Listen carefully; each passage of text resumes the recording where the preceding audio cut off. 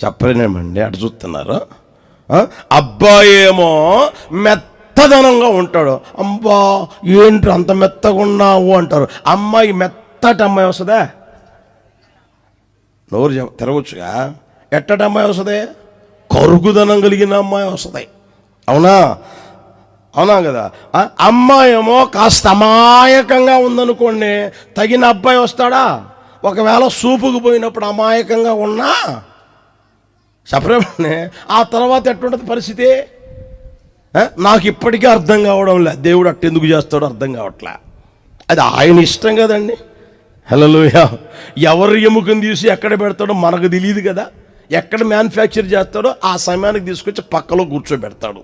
అవునా కదండి? కనుక ప్రియమైన వాళ్ళరా, నువ్వు పెళ్లి చేసుకుంటావో లేదో నాకు తెలీదు, పిల్లలు పుడతారో లేదో నాకు తెలీదు, వాళ్ళు పెంచుతావో లేదో నాకు తెలీదు. మరలా అల్లారు ముద్దుగా ఏమండి నేను పెంచుకుంటాను అని అన్న ఆ కలలు నీ జీవితం నెరవేరుతాయో లేదో నాకు తెలీదు. ఉద్యోగం వస్తుందో రాదో నాకు తెలీదు. అర్థమవుతుందా? నీ జీవితంలో వ్యాపారం చేసి చేసి చేసి చేసి నేను అంబానీలాగా అయిపోవాలనుకుంటావేమో, మంచిదే కాదనట్లే, అలా అవుతుందో లేదో కూడా నాకు తెలీదు. అర్థమవుతుందా? జీవితంలో ఏది ఖాయమైనా ఖాయము కాకపోయినా ఒకటి మాత్రం ఖాయం, అది నేను చెప్పగలను. అదేంటి అంటే ఇప్పుడు చెప్పండి, నోరు తెరవచ్చుగా. మరణము, చావు అనేది తప్పకుండా ఖాయం. పుట్టిన ప్రతి మనిషి చెప్పచ్చుగా, గిట్టక తప్పదు, పుట్టిన మనిషి మరణించాలి అని దేవుని వాక్యం స్పష్టంగా తెలియజేస్తూ ఉంది. అది నిర్ణయించబడిన నిర్ణయ విధి. మనుషులు ఒక్కమారే మృతి పొందవలను అని రాయబడి ఉంది. అంతే, రెండోసారి చనిపోరు. అర్థమవుతుందా ప్రియమైన వాళ్ళరా? మనిషి జీవితంలో ఏది ఖాయమైనా ఏది ఖాయం కాకపోయినా మరణం అనేది ఖాయం. అర్థమవుతుందా? అది తప్పదు, అది తప్పదు. అయితే ఏ రోజున వస్తుందో ఎలా వస్తుందో నీకు తెలియదు ప్రియమైన వాళ్ళ. అయితే నేను చెప్పే మరణం ఏంటి తెలుసునా? లోకస్తులు పోయే మార్గములో అందరము వెళ్ళాలి. అయితే రెండవ మరణము అనేది ఉంది. అర్థమవుతుందా? రెండవ మరణం అనేది ఉంది. అది ఏమంటే నీ మీదికి రాక మునిపే నీ వ్యక్తిగత జీవితంలో ఎలా మారిపోవాలో తెలిసిన ఆ అపాయములో నుంచి తప్పించుకునే దానికి నువ్వు దాగగలిగిన వ్యక్తివిగా ఉందువుగాక. హల్లెలూయా. ఆ ఉగ్రత ఏమని నీ మీదికి రాకున్నట్లుగా నువ్వు కాపాడబడే వ్యక్తివిగా ఉందువుగాక. అందులో నుంచి కాపాడగలిగిన వాడు లోకంలో ఎవ్వడూ లేడు. నీ ఆస్తి నిన్ను కాపాడలేదు, నీకు కలిగి ఉన్నది ఏది నిన్ను కాపాడలేదు. అందుకని అక్కడ రాయబడింది బుద్ధిమంతుడైన వాడు. చెప్పండి, ఆ అపాయము చూచి దాగుకొనును. ఈ రోజున ప్రియమైన వాళ్ళరా, బుద్ధిహీనంగా ఇంతవరకు నడిపించబడ్డావేమో, జ్ఞానహీనుడిగా ఇంతవరకు నడిపించబడుతూ ఉన్నావేమో. అర్థమవుతుందా? నాకు చదువు రావడం లేదండి, చదువు రావడం లేని జ్ఞానహీనుడండి. చదువు రాకపోయినా పర్వాలే, అదేదంటారే చదువుకున్న వాడికంటే చెప్పొచ్చుగా, ఆడు నయ్యమంట. అర్థమవుతుందా? చదువు రాకపోయినా ఇబ్బందిలే, 4 గాథల్ని తీసుకుంటే ఏమండి ఆడు లక్షాధికారిగా ఉన్నాడు. ఇప్పుడు లేడా? మీ కళ్ళ ముందు లేరా? ఎందుకని? ఆ గాథల్ని మేపుకుంటూ ఉంటే ఆ గాథలు పాలిస్తున్నాయి, తర్వాత పాలలో నుంచి వెన్న వస్తుంది, ఆ తర్వాత నెయ్యి వస్తుంది, పెరుగు వస్తుంది, అన్నీ వస్తూనే ఉంటాయి ప్రియమైన వాళ్ళారా. అర్థమవుతుందా? చదువు పెద్ద ఇదేం కాదు. చదువుకున్న వాడికంటే ఈ రోజున చూడండి, చదువు లేదా? ఈ రోజున ఇక్కడ ఉన్నారు ఎంతమందికి చదువు లేదండి? చదువు ఉన్నా సరే దాని మీద రాసి ఉంటుంది పొగ త్రాగుట. నోరు తెరవండి. ఆరోగ్యానికి హానికరం. మద్యపానం ఆరోగ్యానికే. వీడికి చదువు లేకనా బీడి తాగుతుంది? చదువు లేకనా బ్రాంది తాగుతున్నది? చదువు ఉంది కదా. చదువు ఉన్నా సరే ఆ చదువు ఏమైపోయిందో మీకే తెలియాలి. అర్థమవుతుందా ప్రియమైన వాళ్ళరా? అంటే అపాయం వస్తుంది అనేది నువ్వు గుర్తెరుగుదువు గాక. ఆ అపాయములో నుంచి నువ్వేం కావాలి అంటే కాపాడబడుదువు గాక. దాగుకొందువుగాక. ఎప్పుడైతే నువ్వు బుద్ధిమంతుడిగా మార్చబడతావో, బుద్ధిమంతుడిగా ఉండాలని ఆశపడతావో, కోరుకుంటావో, ఆ బుద్ధిమంతుని స్వభావం ఏం చేస్తుంది అనంటే నీవు దాచబడేటట్లుగా చేస్తుంది, దాగి ఉండగలిగేటట్లుగా చేస్తుంది. నీవు కాపాడబడతావు. ఏమంటే నీ ఆత్మ కాపాడబడుతుంది, నీ కుటుంబం కూడా కాపాడబడునుగాక. హల్లెలూయా. ఈ మాటలు వింటున్న నీ వ్యక్తిగత జీవితం అనుభవాన్ని ఒకసారి గుర్తిరుగు సహోదరుడా, సహోదరి. ఇంతవరకు ఒకవేళ బుద్ధిహీనంగా నడిపించబడినా పర్వాలే, వదిలేసాయి. అయితే ఇక మీదటైన బుద్ధిమంతుడిగా మార్చబడుదుగాక. బుద్ధిమంతుడు ఎవరయ్యా అంటే, ఇప్పుడు చెప్పండి, గట్టిగా చెప్పండి. యేసు ప్రభు మాట విని దాని చొప్పున నువ్వు చేయగలిగిన స్థితిలోనికి రాగలిగితే నిన్ను మించిన ధన్యుడు ఉండకుండునుగాక, నిన్ను మించిన గొప్పవాడు ఉండకుండునుగాక, నిన్ను మించిన వీరుడు, ధీరుడు, శూరుడు ఈ లోకంలోనే ఉండకుండునుగాక. ఎవడు ఉండడు, నిన్ను మించిన వాడు ఎవడు ఉండడు. డబ్బు ఉండవచ్చు, ఆస్తి ఉండవచ్చు, అంతస్తు ఉండవచ్చు, పేరు ప్రఖ్యాతులు ఉండవచ్చు, పదవి ఉండవచ్చు, ఏమండి ఇంకొక స్థానంలో ఉండవచ్చు. వాళ్ళు ఎలాంటి స్థితిలో ఉన్నా సరే అపాయంలో నశించిపోయేవారు వ్యర్థం, ఎంత సంపాదించినా సరే. అయితే లోకం మీదకి రాబోతూ ఉన్న ఆ ఆపదలో నుంచి నువ్వు కాపాడబడుదువుగాక. రెండవ మరణం నుంచి నీ జీవితం కాపాడబడునుగాక. హల్లెలూయా. దానికి అవసరమైంది ఏందయ్యా అంటే నీవు బుద్ధిమంతుడిగా మార్చబడి దాక్కోవడం. హల్లెలూయా. ఎక్కడ దాచబడాలి అనే మాటలో మీకు తెలియజేస్తాను, జాగ్రత్తగా గమనించాలని ప్రేమతో కోరుకుంటూ ఉన్నా. బుద్ధిమంతుడైన వాడు అపాయం వచ్చుటో చూసి ఏం చేస్తాడంట, దాగుకుంటాడు. ఎక్కడ దాచబడాలనేది మీకు తెలియజేస్తాను, చూడండి. కొలసీ పత్రిక 3వ అధ్యాయం 3వ వచనం.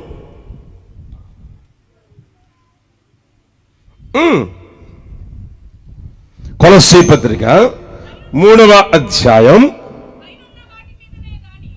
పైనున్న వాటి మీదనే గాని భూ సంబంధమైన వాటి మీద మీరు మనస్సు పెట్టకుడి. ఎలయనగా, ఆ మాట ఎలయనగా మీరు మృతి పొందితిరి,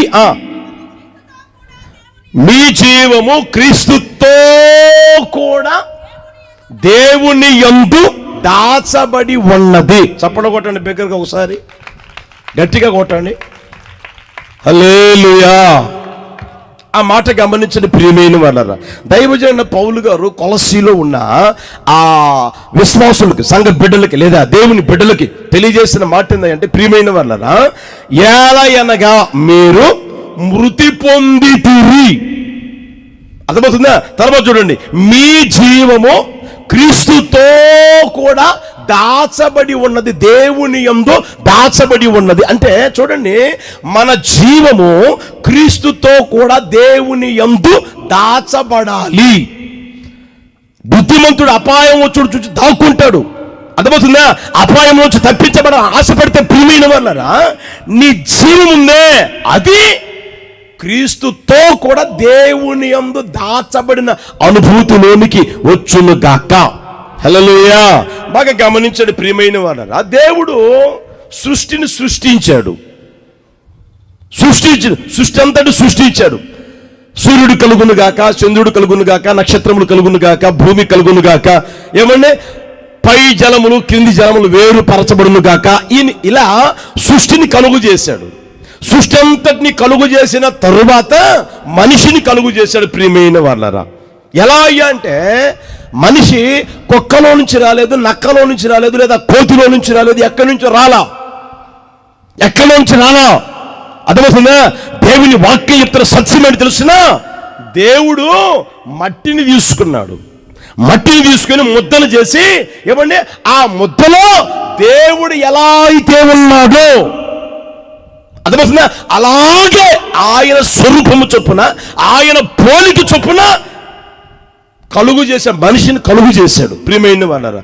ఎప్పుడైతే కలుగు చేసి ఆ తరువాత ప్రియమైన వాళ్ళరా, జీవవాయువును ఓదగా అని రాయబడింది దేవుని వాక్యంలో. జీవవాయువును ఓదగా మనిషి ఏమైనా తెలిసిన జీవించు ప్రాణిగా మారాడు. జీవించే ప్రాణిగా మారాడు. అర్థమవుతుందా? కుక్కలో నుంచి రాలేదు, నక్కలో నుంచి రాలేదు, లేకపోతే పక్షిలోంచి రాలేదు, లేదా ఇంకో దాంట్లో నుంచి రాలా. కాకమ్మ కబుర్లు బైబిల్ ఒప్పుకోదు. అర్థమవుతుందా? బైబిల్ స్పష్టంగా చెప్తా ఉంది. ఈ మధ్య ఎవరో చెప్తా ఉన్నారు, ప్రియమైన వారు, ఫేస్బుక్లోనూ వాట్సాప్లోనూ ఎవరో చెప్పారు. అర్థమవుతుందా? భూమి మీద ఉన్నవారందరికీ ఒక ఆమె తల్లంట. ఇప్పుడు చెప్తా ఉన్నారు వీళ్ళు. ఇది లక్షలు కోట్లు ఖర్చు పెట్టి. అయితే దేవుని వాక్యం ఎప్పుడు చెప్పబడింది? అర్థమవుతుందా? నేను మిమ్మల్ని సృష్టించింది జీవము కలిగిన వారికి తల్లి ఎవరయ్య అంటే చెప్పండి, అవ్వా అని రాయబడింది లేదా బైబిల్లో? అర్థమవుతుందా? ఇప్పుడు చెప్తా ఉన్నారు వీళ్ళు, శాస్త్రవేత్తలు అనేవాళ్ళు. దేవుని వాక్యం ఎప్పుడు చెప్పబడింది? జీవించు ప్రాణిగా మార్చబడిన తరువాత మనిషి జీవిస్తా ఉన్నాడు. అది జీవించేదానికి అనుగ్రహించిన జీవం. అర్థమవుతుందా? ఆ జీవాన్ని బట్టి మనిషి ఏం చేశాడు తెలిసినా? నడిపించబడతా ఏం చేశాడు తెలిసినా? పాపం చేశాడు. దేవుడు ఏదైతే ముట్టవద్దన్నాడో అదే ముట్టాడు. దేవుడు ఏదైతే తినవద్దన్నాడో అదే తిన్నాడు. దేవుడు ఏదైతే చూడవద్దన్నాడో అదే చూశాడు. అర్థమవుతుంది ప్రియమైన వాళ్ళారా? చూడవద్దన్నది చూశాడు, ముట్టవద్దన్నది ముట్టాడు, కొయ్యవద్దన్నది కోసాడు, తినవద్దన్నది తిన్నాడు. ఎప్పుడైతే తిన్నాడో ఆ తర్వాత రాయబడిన మాట తెలిసిన ఆజ్ఞ అతిక్రమము పాపము అని రాయబడింది.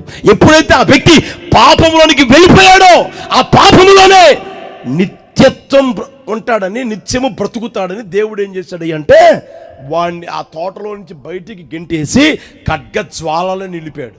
మరలా వచ్చి వీడు తిని పాపములోనే నిత్యము బ్రతుకుతా ఉంటాడేమో అని ప్రియమైన వారులారా, దేవుడు ఏది చేసినా మేలే చేస్తాడు. నాకేది చేసినా మేలే చేస్తాడు. మీకేది చేసినా దేవుడు మేలే చేస్తాడు. ఆయన ఎప్పుడు కీడు చెయ్యనే చేయడు ప్రియమైన వారు. ఆ రోజునే వారిద్దరిని తోటలోంచి బయటకు గెంటేసి ఖడ్గజ్వాలను పెట్టాడు. ఆ తర్వాత ఇక లోపలికి పోలేకపోతున్నారు. ఏమండి, వాళ్ళ పని వాళ్ళు చేసుకుంటూ బ్రతుకుతా ఉన్నారు ప్రియమైన వారా.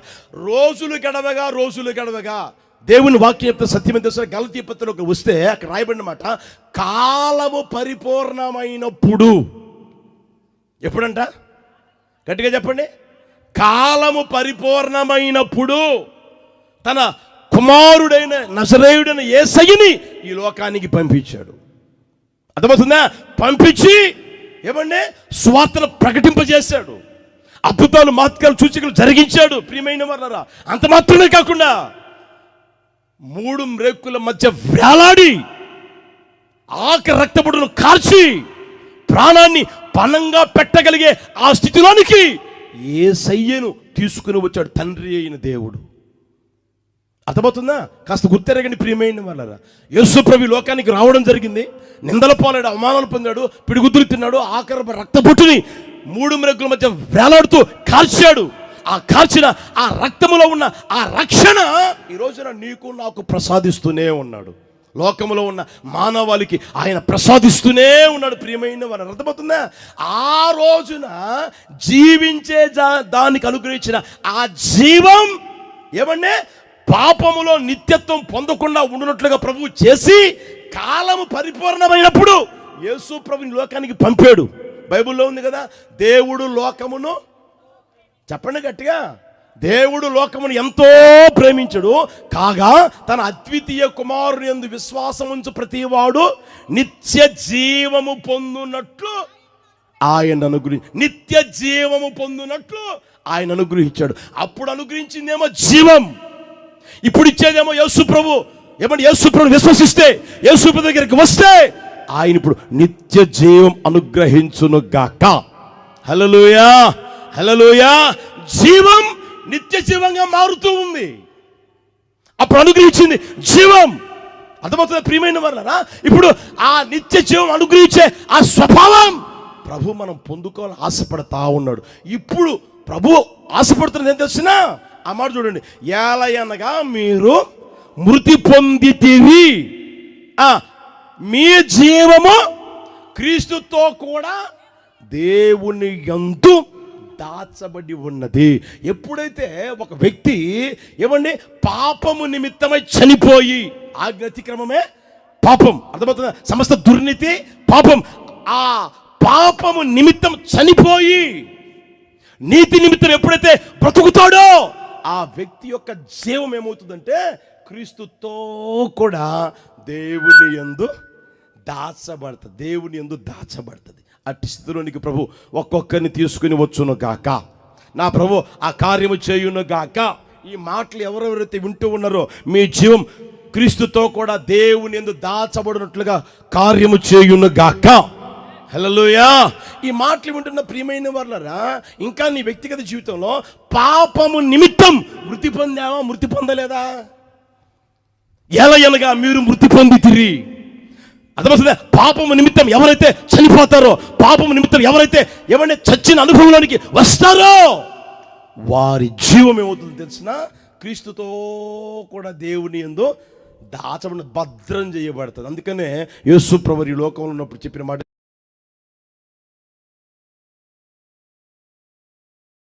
ఉంటాయి, వాటిని ఎవడును అపహరింపలేడు. ఎవడును ఏ శత్రువు అపహరింపలేడు, ఏ సాతాను అపహరింపలేదు. ప్రియమైన వాళ్ళరా, ఈ మాటలుంటున్న ప్రియ యవనస్తుడా, ప్రియ సహోదరుడా, సహోదరి, ప్రియ తల్లులరా, తండ్రులారా, మీ వ్యక్తిగత జీవితంలో ఇంకా ఎంతకాలం పాపము చేయాలని ఆశపడతా ఉంటారు, పాపం కోసం పరుగులు ఎత్తుతూ ఉంటారు, పాపం కోసం ప్రయాసపడతా ఉంటారు. ప్రియమైన వాళ్ళని ఒకసారి గుర్తెరగండి, పాపము అనేది పాము లాంటిది. గుర్తుపెట్టుకోండి, పాపం అనేది చెప్పండి గట్టిగా, పాము లాంటిది. ఎందుకు తెలుసునా?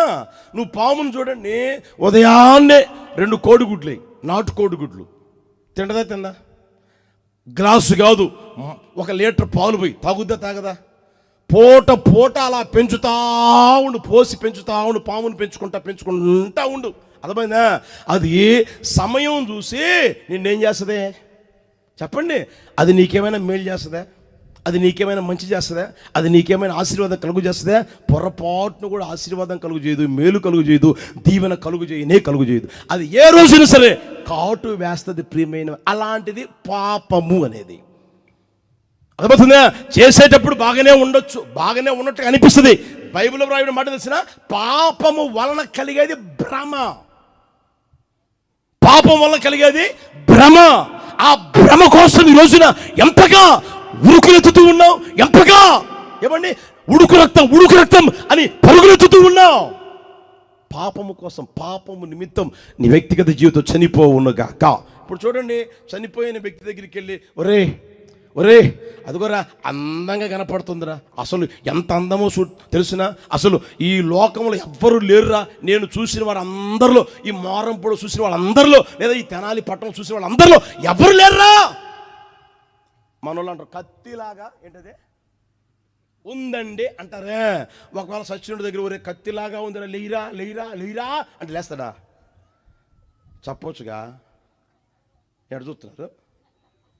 లేస్తాడా? ఒరే కత్తిరా అంటే లేస్తాడా? ఎంత అందంగా ఉందిరా అంటే లేస్తాడా? జాగ్రత్త ప్రియమైన వాళ్ళరా, పాపము నిమిత్తం నీ జీవితంలో నువ్వు చనిపోతే అర్థమవుతుందా? ఎంత అందం నీ కంటి ముందు కనిపించినా, బైబిల్ రాయబడిన మాట తెలిసిన, అందం మోసకరం, సౌందర్యం వ్యర్థం. అది మోసకరమైనది, అది వ్యర్థమైనది. ఈ రోజున ఆ మోసకరమైన దాని కోసం, ఆ సౌందర్యం కోసం ఈ రోజున ఎంతగా ప్రాకులాడే వాళ్ళు ఉన్నారు. దేవుడు మంచి కుటుంబం ఇచ్చాడు, దేవుడు మంచి భర్తనిచ్చాడు, మంచి భార్యనిచ్చాడు, మంచి పిల్లల్నిచ్చాడు, మంచి కుటుంబ వ్యవస్థ నీకు కలుగు చేశాడు.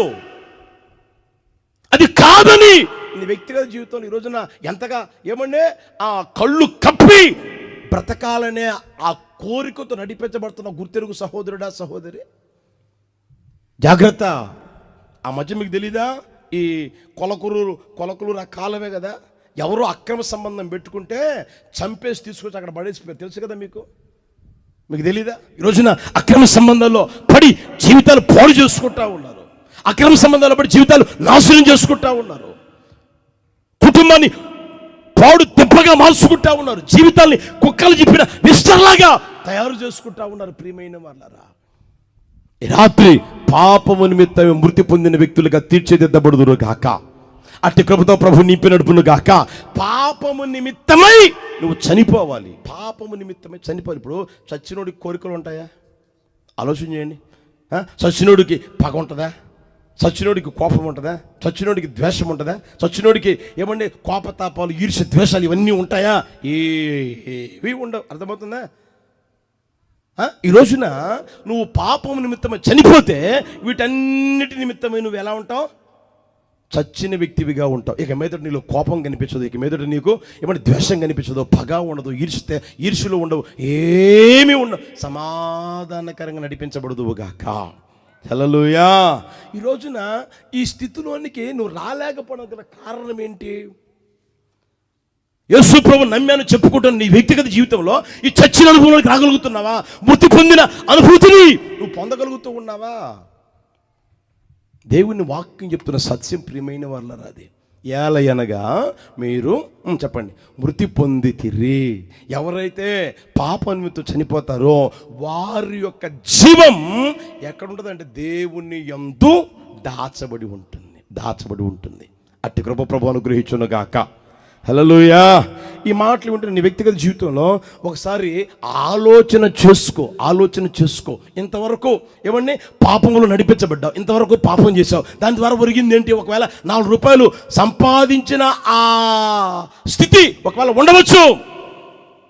బైబిల్లో ఉంది కదా, ఎన్ని రోగాలు తెచ్చుకున్నారు ఈ రోజున, ఎంత దారుణమైన జీవితాలు జీవిస్తూ ఉన్నారు. యేసు నామములు తొలగిపోవును గాక. హల్లెలూయా. కనుక మన జీవం క్రీస్తుతో కూడా దేవుని యందు దాచబడాలి. అట్టి కృప దయచేయును గాక. రెండో మాట చెప్తాను, గమనించండి. యెషయా పుస్తకం 2వ అధ్యాయం 10వ వచనం చూస్తారా? యెషయా పుస్తకం 2వ అధ్యాయం 10వ వచనం. యెహోవా భీకర సన్నిధి నుండి, ఆయన ప్రభావ మహత్స్యము నుండి బండ బీటలోనికి దూరుము, మంటిలో దాగి ఉండుము. అందరనండి ఆ మాట అనండి, మంటిలో దాగి ఉండుము. ఆ భక్తులు చెప్తా ఉన్న మాట ఏంటంటే, యెహోవా భీకర సన్నిధి నుండి, ఆయన ప్రభావ మహత్స్యము నుండి.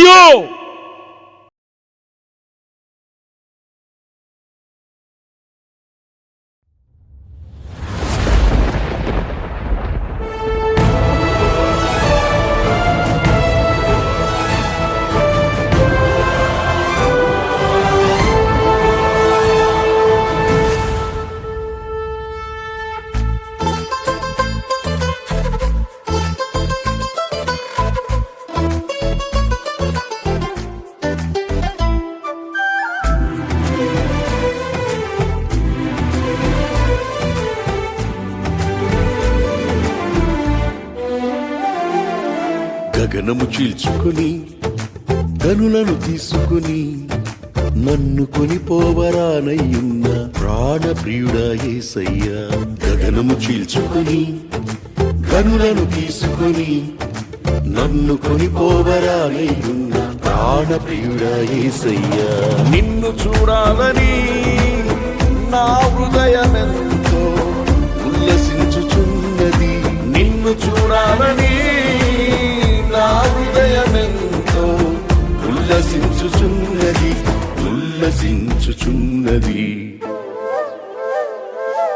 గగనము చీల్చుకుని కనులను తీసుకుని నన్ను కొనిపోవరానయ్యున్న ప్రాణప్రియుడా యేసయ్యా.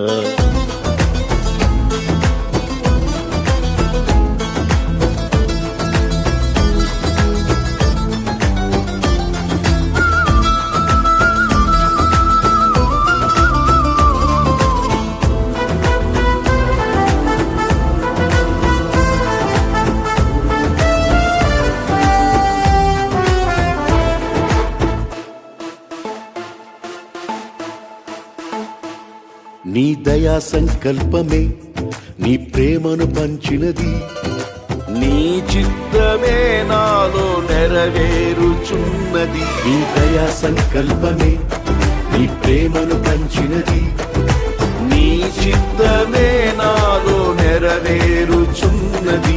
పవిత్రురాలైన కన్యకగా నీ ఎదుట నేను నిలిచెదను, పవిత్రురాలైన కన్యకగా నీ ఎదుట నేను నిలిచెదను. నీ కౌగిలిలో నేను విశ్రమింతును, నీ కౌగిలిలో నేను విశ్రమింతును.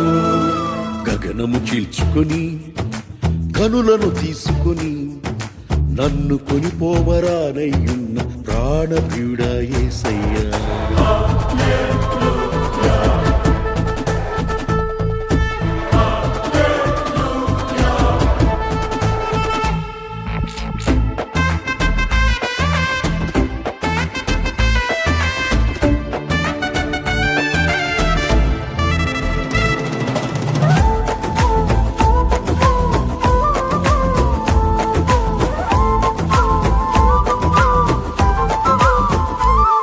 నీ మహిమైశ్వర్యమే జ్ఞాన సంపదనిచ్చినది, మర్మమయున్న నీ వలె రూపించుచున్నది. నీ మహిమైశ్వర్యమే జ్ఞాన సంపదనిచ్చినది, మర్మమయున్న నీ వలె రూపించుచున్నది.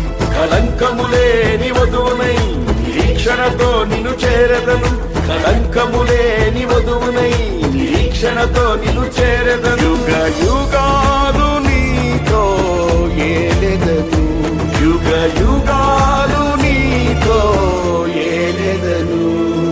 గగనము చీల్చుకొని కనులను తీసుకొని నన్ను కొనిపోవరానయ్యున్న ప్రాణప్రియుడా యేసయ్యా.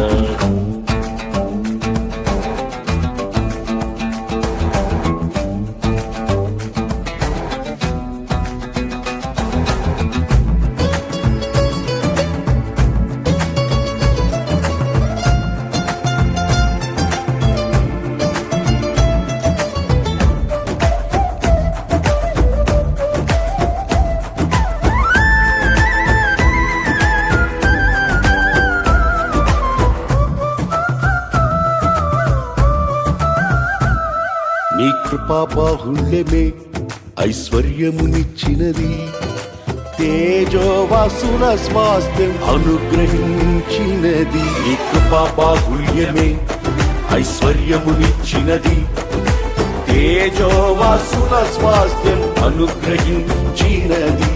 అక్షయమైన దేహముతో అనాది ప్రణాళికతో, అక్షయమైన దేహముతో అనాది ప్రణాళికతో సియోనులో నీతో నేనుందును, సియోనులో నీతో నేనుందును. గగనము చీల్చుకొని కనులను తీసుకొని నన్ను కొనిపోవరానయ్యున్న ప్రాణప్రియుడా యేసయ్యా. గగనము చీల్చుకొని కనులను తీసుకొని నన్ను కొనిపోవరానయ్యున్న ప్రాణప్రియుడా యేసయ్యా. నిన్ను చూడాలని నా హృదయమెంతో ఉల్లసించుచున్నది, నిన్ను చూడాలని నా హృదయమెంతో ఉల్లసించుచున్నది, ఉల్లసించుచున్నది.